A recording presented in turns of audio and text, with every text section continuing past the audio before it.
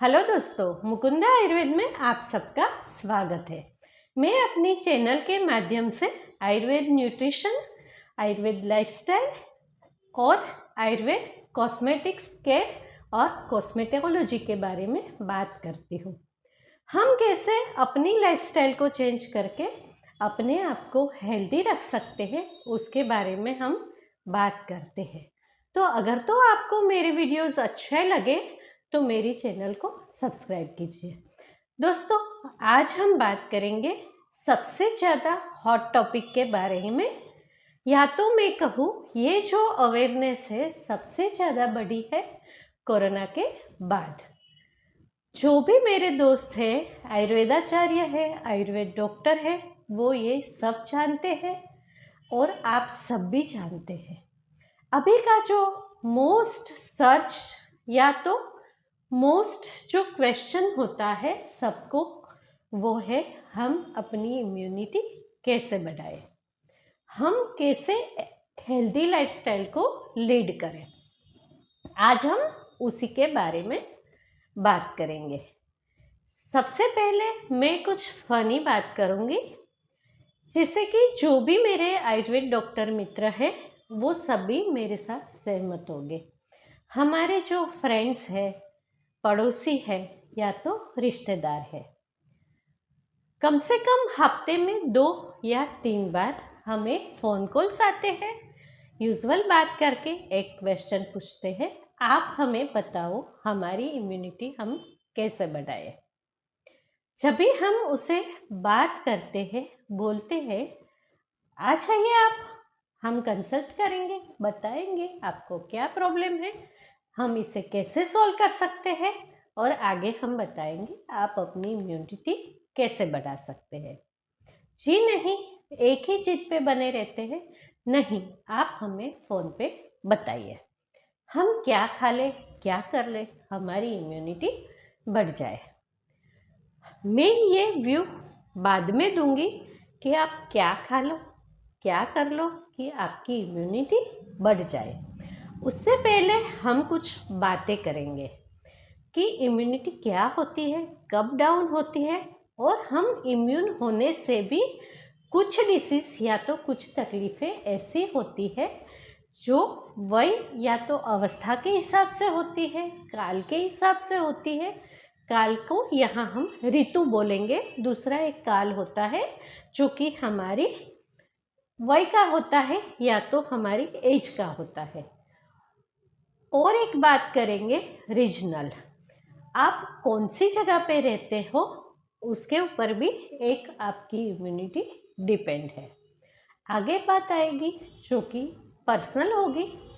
तो जब भी आप हमें क्वेश्चन करते हैं कि हम इम्यूनिटी कैसे बढ़ाएं, तो सबसे पहले मैं आपको बोलना चाहूँगी कि प्लीज़ ये वीडियो को लास्ट तक देखिए, ताकि आप वास्तव में समझ पाए कि इम्यूनिटी होती क्या है और कैसे हम अपनी इम्यूनिटी को बढ़ा सकते हैं। हाँ जी, तो सबसे पहले इम्यूनिटी होती क्या है। इम्यूनिटी से आप क्या समझते हैं, वही इम्यूनिटी से हम डॉक्टर्स क्या समझते हैं, या तो मैं बात करूं कि मॉडर्न डॉक्टर्स क्या समझते हैं और आयुर्वेदाचार्य क्या समझते हैं। तो अगर आचार्यों की बात करें तो इम्यूनिटी क्या होती है, ये एक इंग्लिश वर्ड है। हमारे यहाँ इम्यूनिटी का एक वर्ड है स्वस्थ। स्वस्थ को बोलते हैं स्टेट ऑफ वेल बीइंग। तो जो आयुर्वेदाचार्य है वो समझते हैं कि हम या तो स्वस्थ हैं या तो अस्वस्थ हैं। तो ये तो एक बात हुई। आप लोग इम्यूनिटी का मीनिंग क्या लेते हैं? इम्यूनिटी का मतलब आपके हिसाब से डिजीज फ्री। तो क्या इन रियल पेन फ्री होना इम्यूनिटी है? आगे हम उसके बारे में बात करेंगे। जब भी कोई बच्चा 12th पास करता है, अच्छा स्कोर लाता है, तो एक मेंटल हमारे समाज में होता है, अगर तो अच्छे मार्क्स आए वो MBBS बन गया, डॉक्टर बन गया मॉडर्न। क्योंकि जो लोग अच्छा स्कोर नहीं कर पाए वो आयुर्वेद में गए। तो अभी के लिए ये बात बिल्कुल गलत है। 12th पास करने के बाद, बहुत अच्छे से पढ़ने के बाद एक व्यक्ति आयुर्वेद डॉक्टर बन सकता है। और ये जो आयुर्वेद का कंसेप्ट है वो कहीं ना कहीं मॉडर्न कंसेप्ट से बहुत ही ज़्यादा कॉम्प्लिकेटेड है। तो जब भी हम आयुर्वेद पढ़ते हैं तो सबसे पहला जो बात आती है वो ये आती है कि what is state of well being, स्वस्थ क्या है। तो उसके बारे में आचार्यों ने क्या बताया है।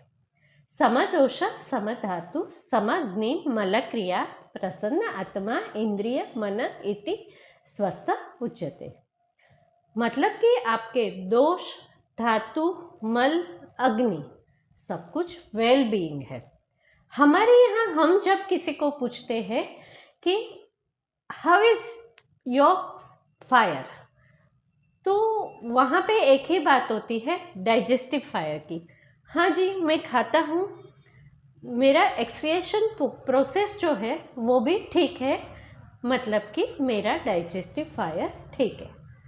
नहीं, हमारे यहाँ गीता में भी ये बात बहुत स्पष्ट लिखी है और आयुर्वेद में भी ये बात है कि हमारे बॉडी में टोटल 13 टाइप ऑफ अग्नि रहते हैं, जो कि एक है जठराग्नि, आगे 7 धातु की सप्त धात्वाग्नि है, और जो मल है या तो दोष है तो उसकी भी एक अग्नि रहती है।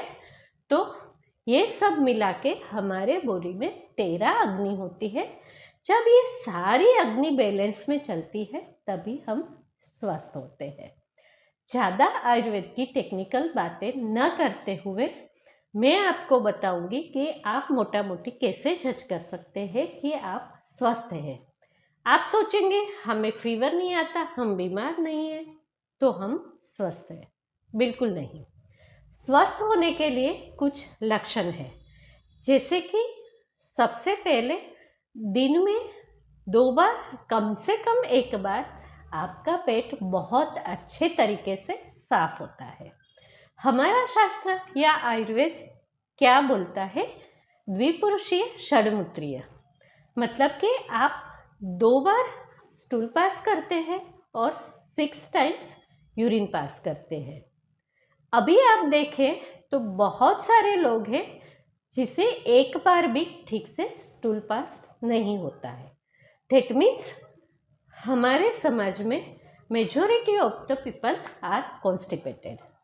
आगे की बात हुई, क्योंकि हम दिन भर पानी पीते रहते हैं, ये वेस्टर्न कंसेप्ट है, उसकी वजह से हमारा बॉडी लिटरली फ्लश होता जाता है और हम बहुत बार यूरिन पास करते हैं। ये भी एक अनहेल्दी हैबिट है, इसके बारे में हम ज़्यादा बात नहीं करेंगे।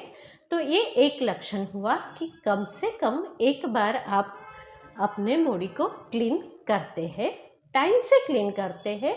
मतलब कि सुबह उठ के बिल्कुल आप टेंशन फ्री होके इजीली अपना बाउल इवैक्यूएट करते हैं विदाउट एनी मेडिसिन्स। तो ये तो एक बात हुई जो कि आपके स्वस्थ यानी कि इम्यून होने की निशानी है।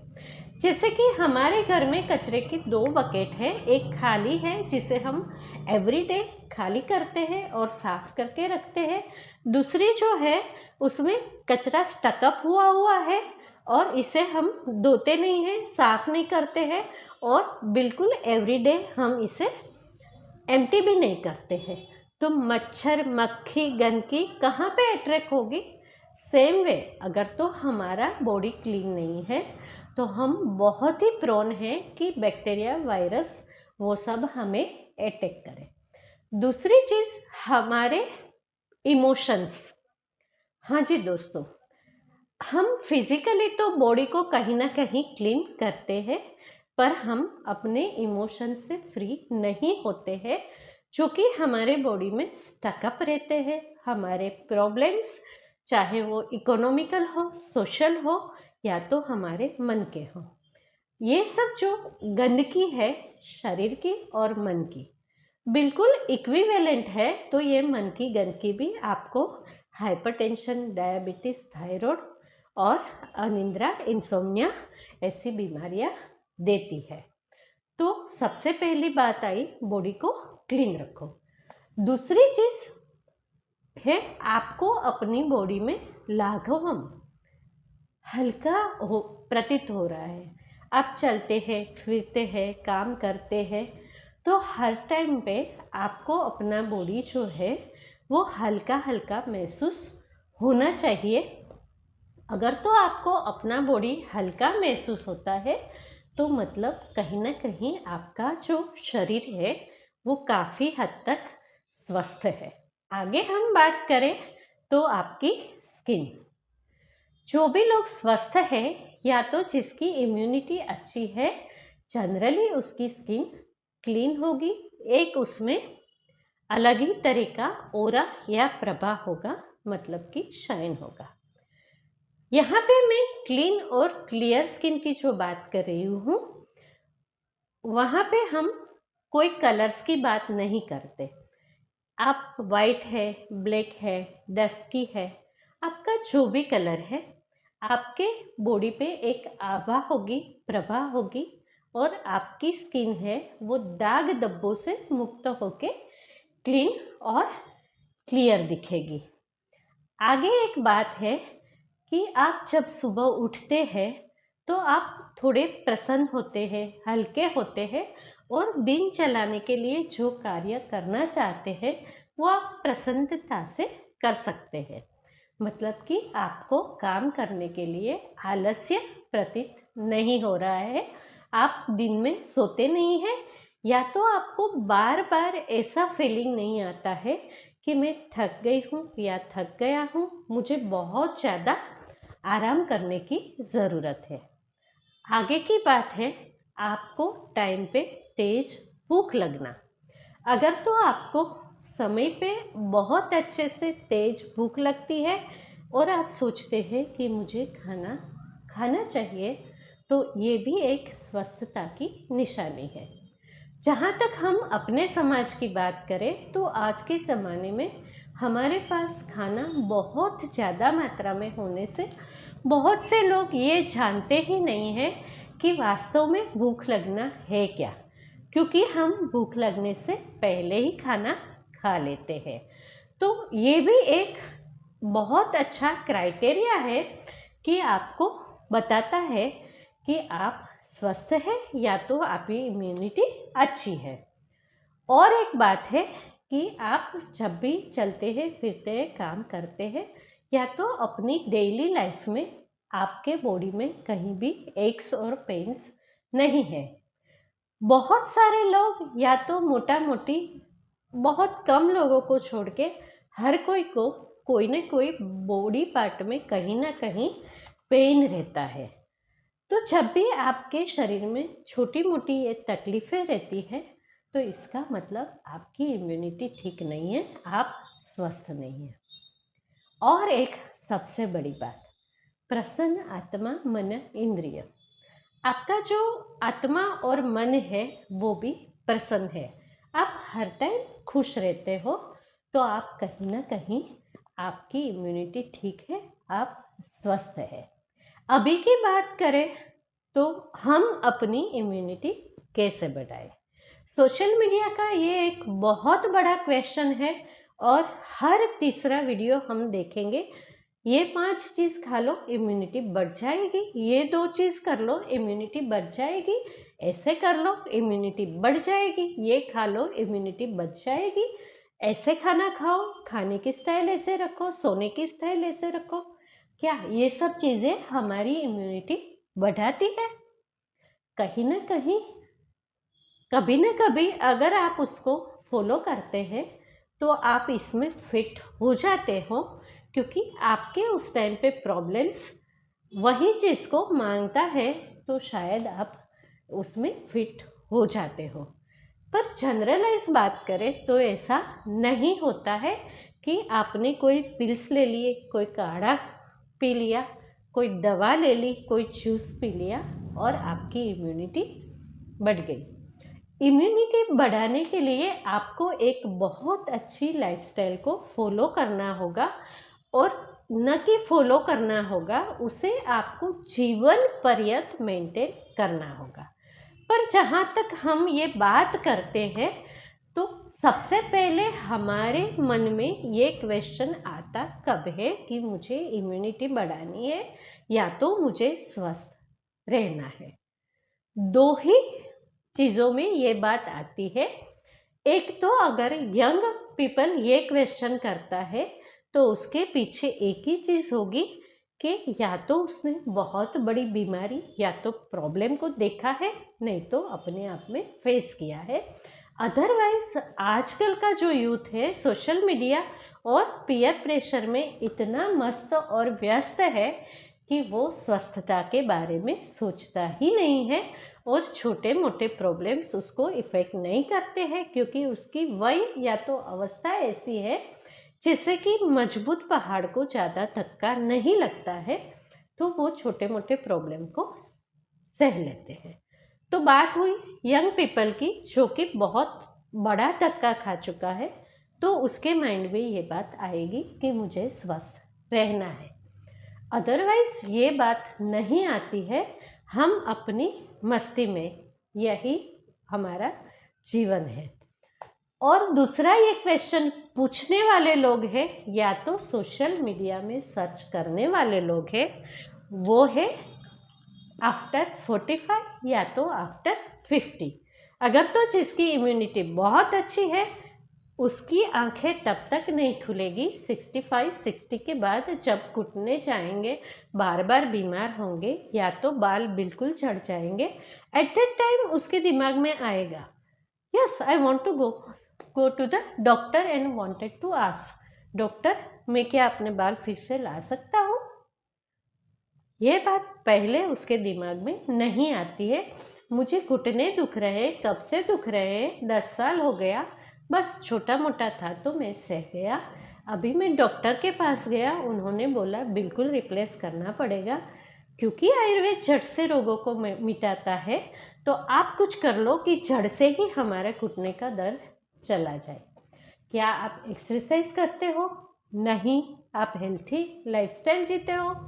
नहीं। हर क्वेश्चन में ना ना ना। आप हमें कुछ खाना दे दो, कुछ पिल्स दे दो, कुछ ना कुछ दे दो कि हमारी इम्यूनिटी बढ़ जाए, हमारा प्रॉब्लम सोल्व हो जाए। तो मैं आपको बोलूँगी ऐसा बिल्कुल नहीं होता है। अगर तो आप बोलोगे मुझे नाश्ते में पराठा चाहिए, सैंडविच चाहिए, मुझे डिनर तो चाहिए ही, बहुत हेवी डिनर चाहिए, क्योंकि हमारे फैमिली में रात को ही सब बैठ के अच्छे से खाना खाते हैं, तो हम अपना डिनर हेवी ही लेते हैं। हफ्ते में 2 या 3 बार रात को हमारे यहाँ मेहमान आते हैं, नहीं तो हम कहीं पे जाते हैं, हमें आइसक्रीम चाहिए ही, हमें पिज़्ज़ा चाहिए ही है, तो आप स्वस्थ नहीं रह सकते।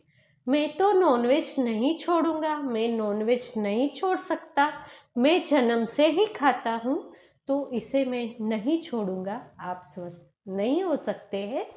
इसको आप ऑफेंडिंग नहीं लेना, क्योंकि मैं वेजिटेरियन हूँ, मैं नॉनवेज पीपल का बिल्कुल ही अनादर नहीं करती हूँ। आप खाते हो खाइए, बट कुछ सिचुएशन ऐसी होती है कि नॉनवेज को भी खाने का तरीका होता है। दूसरी चीज़, कोरोना के बाद आधे से ज़्यादा लोग वर्ल्ड में वेजिटेरियन हो रहे हैं, तो उसके पीछे भी एक मीनिंग है कि क्यों लोग ज़्यादातर वेज होना पसंद करते हैं। हमारा बॉडी का कॉन्स्टिट्यूशन ऐसा है कि हमें वेज फूड साथ में होता है। अभी हम बात करेंगे कि स्वस्थ रहने के लिए या इम्यूनिटी बढ़ाने के लिए क्या करना चाहिए। सबसे पहली बात, टाइम से सोना, टाइम से उठना। ये आज के ज़माने में बिल्कुल ही फिट नहीं होता है, चाहते हुए ही भी नहीं होता है, और जो लोगों को कर सकते हैं वो भी करना नहीं चाहते हैं। दूसरी बात हुई अच्छे से बाउल इवेक्यूएट होना, ये तभी हो सकता है, ये एक सर्कल है, आप यहाँ से शुरू करेंगे तो यहीं पे पूरा होगा, यहाँ से शुरू करेंगे तो वहीं पे पूरा होगा। ये बात हुई दूसरी। तीसरी बात है काल भोजनम। आपको अपना खाना है वो टाइम से खाना चाहिए। सबसे ज़्यादा इम्यूनिटी बढ़ाने का तरीका है अल्टरनेट फास्टिंग या तो फास्टिंग। हमारे हिंदू शास्त्र में या तो हमारे देश में और आयुर्वेद में हमारी समाज व्यवस्था ऐसी ही थी कि हम ऑटोमेटिक अल्टरनेट फास्टिंग करते थे। पहले के ज़माने में जब तक बिजली नहीं होती थी तो एक मेंटालिटी होती थी कि सनराइज़ होते ही इंसान उठ जाता था, बल्कि सनराइज़ से थोड़े पहले, और सनसेट होते उसे घर में वापस आना पड़ता था। बिकॉज ऑफ दैट उसका एक साइकिल जो था वो रिदमिक था, जो अभी बिल्कुल नहीं है। तो टाइम से सोना, टाइम से उठना, काल भोजनम मतलब टाइम से खाना। खाने में हम ज़्यादा सोचते हैं कि हमारा ब्रेकफास्ट होना चाहिए राजा के जैसा, लंच होना चाहिए वजीर के जैसा, और डिनर होना चाहिए पोपर के जैसा। तो उसमें भी हमारा एजम्पशन बिल्कुल ही गलत है। हमारा जो ब्रेकफास्ट है वो राजा के जैसा होना चाहिए। राजा इतनी सारी चीज़ें लेके नहीं बैठता है। या तो जो किंग होता है उसमें क्वांटिटी की बात नहीं होती है, वहाँ पे क्वालिटी की बात होती है।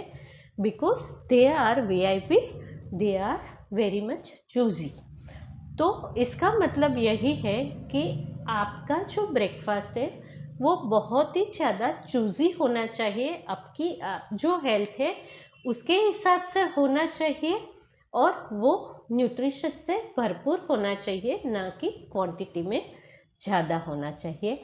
क्योंकि हमारा जो बॉडी का फायर है वो आउटर सन के फायर के साथ चलता है। मॉर्निंग में सन मध्यम होता है, और जब नून होता है तो वो पिक पे होता है।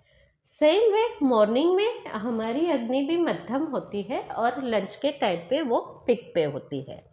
तो जब भी हमारा बिगेस्ट मील है वो लंच होना चाहिए। क्योंकि जो वजीर है या तो प्रधान है, उसे बहुत ज़्यादा काम करना है, उसे ज़्यादा क्वांटिटी में खाना चाहिए। साथ ही साथ वो एक बात सोचता है, अच्छा भी खाना होना चाहिए, इकोनॉमी भी होना चाहिए, क्वांटिटी भी ठीक ठाक होनी चाहिए। तो ये सब फिट होते होते ये बात आती है कि हमारा जो लंच है वो बिगेस्ट मील होना चाहिए, और ये एक ऐसा मील होना चाहिए कि जो क्वालिटी मील भी है और साथ ही साथ कॉस्ट इफेक्टिव भी है, और इसमें सारे न्यूट्रिशन भी रहते हैं। यही आयुर्वेद की बात है। लास्ट में बोलते हैं कि डिनर हमारा पोपर जैसा होना चाहिए, गरीब आदमी जैसा होना चाहिए। तो गरीब आदमी भूखा तो नहीं रहता है, वो सीधा सादा खाना खाता है। तो आपका डिनर बिल्कुल ही हल्का फुल्का और सादा होना चाहिए, सूर्यास्त से पहले होना चाहिए। जब भी आप इसको फॉलो करेंगे ऑटोमेटिक आप अल्टरनेट फास्टिंग की कैटेगरी में फिट हो जाएंगे। अभी बात करेंगे हम अल्टरनेट फास्टिंग की। क्योंकि फास्टिंग के नाम से हर कोई डरता है, मैं भूखा नहीं रह सकता। तो अल्टरनेट फास्टिंग ये होता है कि आप कुछ टाइम पे बिल्कुल ही खाना मत लो, बाकी का जो खाना है उसको 3 बार में डिवाइड करके लो, और 2 खाने के बीच में आप कुछ भी ना खाओ। मतलब कि स्नैकिंग और मंचिंग जो अभी चलता रहता है उसे आप जहाँ तक हो सके अवॉइड करो। तो अभी जो एक कंसेप्ट चल रहा है 16 घंटे का फास्टिंग, इसमें हर कोई फिट नहीं बैठता है। जिसकी कि पित्त प्रकृति होती है वो इंसान 16 घंटे भूखा नहीं रह सकता है।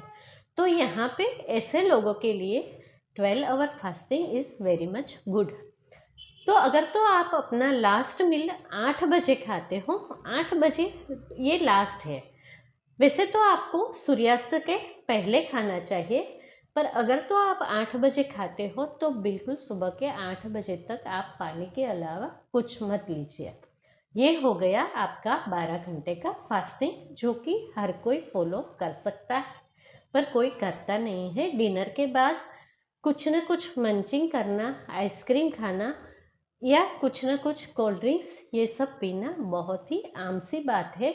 और कुछ लोग तो बिल्कुल रात को फल खाते हैं। फल हमेशा सुबह में 12 बजे से पहले खाने से सबसे ज़्यादा फायदेमंद होता है। ज़्यादा से ज़्यादा आप 4 बजे से पहले खाओ, और अगर तो आपके पास टाइम नहीं है तो शाम को अगर आप खाना चाहते हो तो मीठे फल आप खा सकते हो।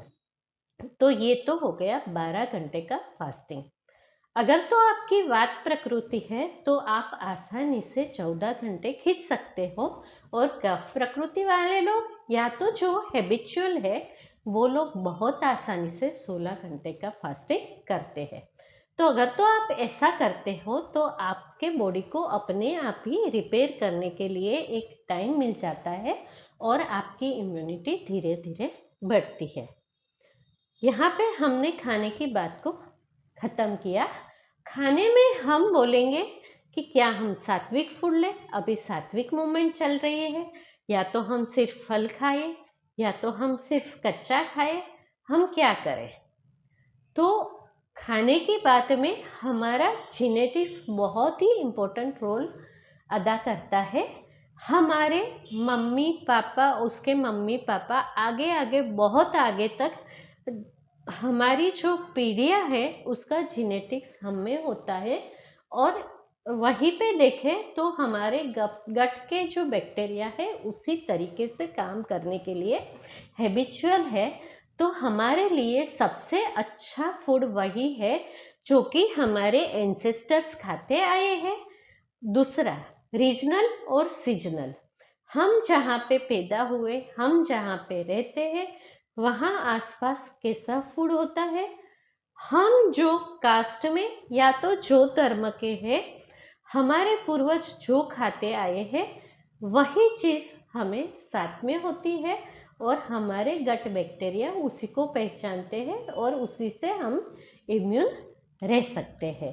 तो ये तो हुई फूड के चॉइस के बारे में बात, और हमने बात किया अल्टरनेट फास्टिंग के बारे में। और एक जो सबसे ज़्यादा इम्पोर्टेंट चीज़ है आज के समाज में, वो मिसिंग है। मैं कह सकती हूँ कि आज के ज़माने में 80 से 90% जो लोग हैं वो विटामिन डी डेफिशिएंट है। Why? Maximum people maximum time पे अपने आप पे सनस्क्रीन लगा के रखते हैं, majority of the time. Social media के इन्फ्लुएंस में आके अभी लोग बोलते हैं कि लाइट चालू है, सनस्क्रीन चाहिए। अगर तो लाइट भी बंद है, हम धूप में भी नहीं है, घर में भी रहते हैं, फिर भी हम कुछ न कुछ लाइट को एक्सपोज करते हैं, तो हमारे बॉडी में सनस्क्रीन लगा हुआ चाहिए।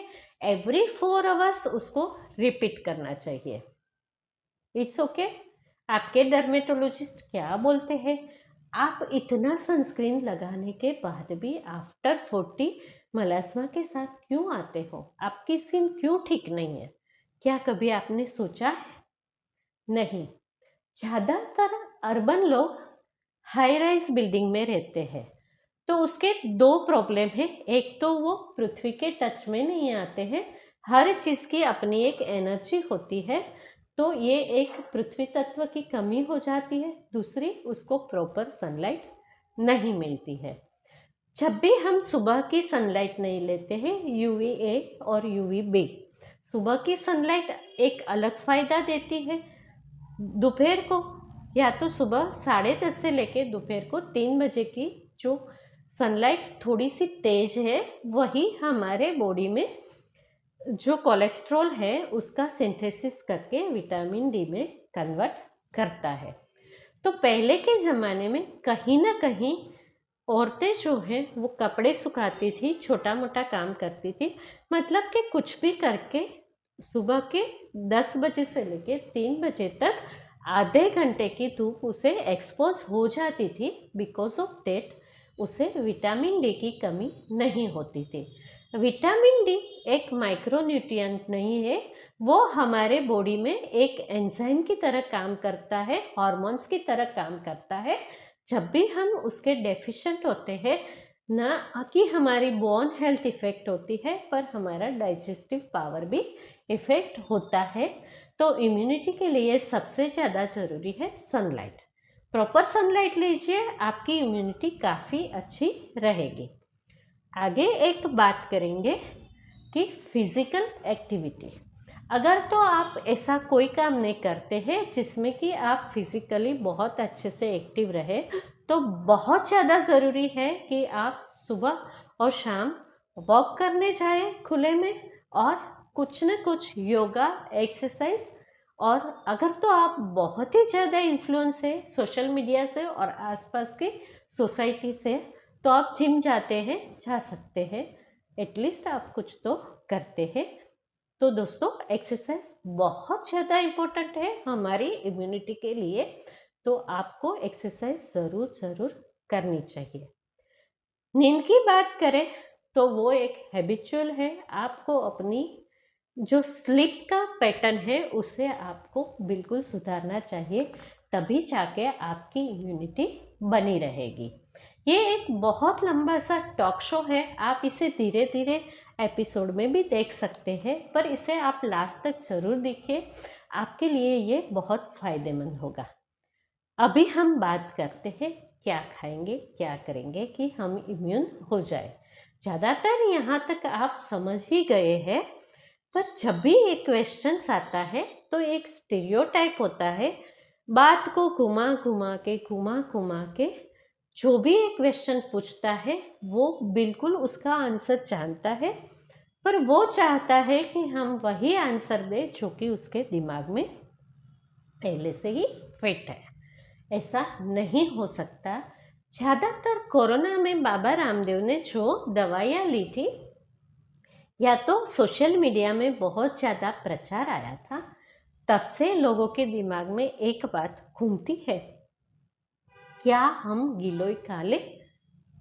क्या गिलोय खाने से हमारी इम्यूनिटी बढ़ जाएगी?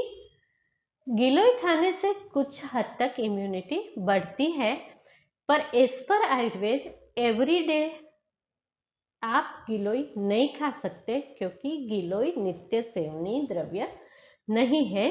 गिलोय जो है वो आपकी डाइजेस्टिव फायर और मेटाबॉलिज्म को बहुत अच्छे से इम्प्रूव करता है। तो कहीं ना कहीं गिलोय लेने से आपका स्वास्थ्य ठीक रहता है, पर गिलोय के कुछ नुकसान भी है, तो आप उसे लगातार और हमेशा कंटिन्यूटी में गिलोय नहीं ले सकते। और एक बात रही रसायन्स की, कि अगर तो आप च्यवनप्राश खाने से ठीक रहेंगे, या तो कुछ रसायन्स हैं या तो आसव अरिष्ट है। तो आसव अरिष्ट थोड़ा सा अल्कोहलिक होता है, इसे आप अपनी बॉडी की कंडीशन के हिसाब से आप अपने डॉक्टर को पूछ के ले सकते हैं। सारे आयुर्वेद डॉक्टर्स जानते हैं कि आसव और अरिष्ट लेने की एक अवधि होती है, एक टाइम पीरियड होता है, बस उतने टाइम पीरियड तक लेके उसे स्टॉप करना पड़ता है। आसव और अरिष्ट थोड़े से कॉम्प्लेक्स चीज़ है, इसे आप अपने तरीके से अपने मन से सोशल मीडिया में देख के या तो एडवर्टाइज को देख के नहीं लेना चाहिए, डॉक्टर की सलाह के हिसाब से ही लेना चाहिए। वो जितना बोले उतना ही लेना चाहिए, और जो टाइम पीरियड तक बोले उतना ही आसव अरिष्ट लेना चाहिए। च्यवनप्राश या तो रसायन द्रव्य, ये एक ऐसी चीज़ है कि जिसे आचार्यों ने बोला है कि आप एक स्वस्थ लाइफस्टाइल में आने के बाद उसे मेंटेन करने के लिए च्यवनप्राश ले सकते हैं। मतलब कि आप अपने दोष धातु मल को पंचकर्म से या तो अपनी लाइफस्टाइल से पहले वेल बैलेंस कीजिए, और बाद में उसको बैलेंस रखने के लिए आप च्यवनप्राश या तो रसायन ले सकते हैं। आशा रखती हूँ कि मेरे इतने लंबे वीडियो में आप बिल्कुल जान पाए कि आप अपनी इम्यूनिटी को ओवरऑल कैसे बढ़ा सकते हैं।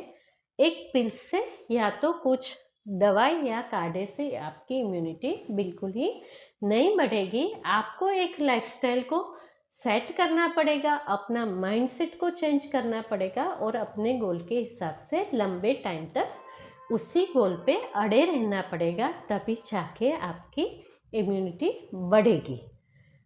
तो दोस्तों, जानती हूँ कि आपको अपना आंसर मिल गया होगा कि आप अपनी इम्यूनिटी कैसे इम्प्रूव कर सकते हो। अगर तो आपको मेरा ये टॉक शो अच्छा लगा तो आप मेरी चैनल को सब्सक्राइब कीजिए, अपने दोस्तों के साथ उसे शेयर कीजिए और हमारे चैनल को लाइक करके हमारा हौसला बढ़ाइए। धन्यवाद दोस्तों।